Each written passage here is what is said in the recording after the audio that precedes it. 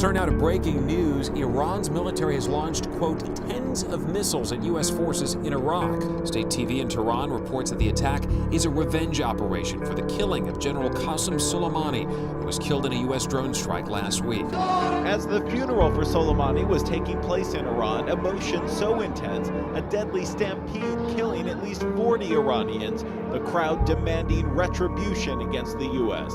Trump made a big mistake. He killed our hero. Revenge must happen, and it is certain.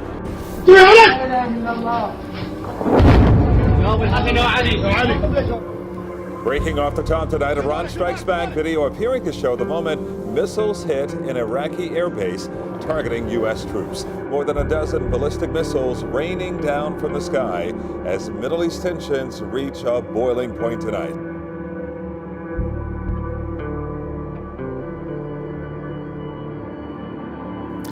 Well, thousands of residents in the Philippines have been ordered to evacuate their homes after a volcano began spewing ash into the sky. Seismologists say the Taal volcano could erupt any day following a series of earthquakes, rumblings and magma flows. Thick volcanic ash blanketed entire towns, caked roads in slippery mud, and covered acres of farmland, turning this normally packed tourist hub into ghost towns of gray. Nearly 40,000 people were forced from their homes and took shelter in these evacuation centers. Basically, towns and villages across this region are still dealing with ash, but it's also being caked along the homes around here, and we're also even breathing it in as the winds pick it up.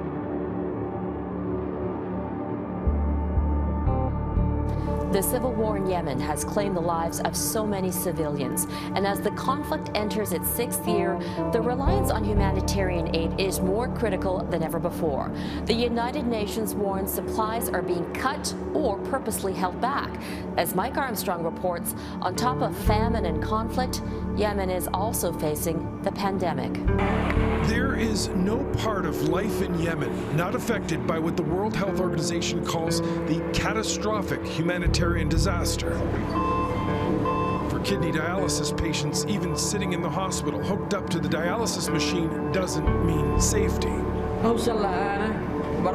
As soon as I get here, I face a bigger problem, this man says. The machine stops because there's no electricity. Here in northern Yemen, the Houthi authorities try to hide how many die from the virus. So some bury the dead in the dead of night. The Houthi authorities say that the situation is under control now. Is that true? No. From every family, from very few, 1 or 2 die from corona. Everyone is afraid.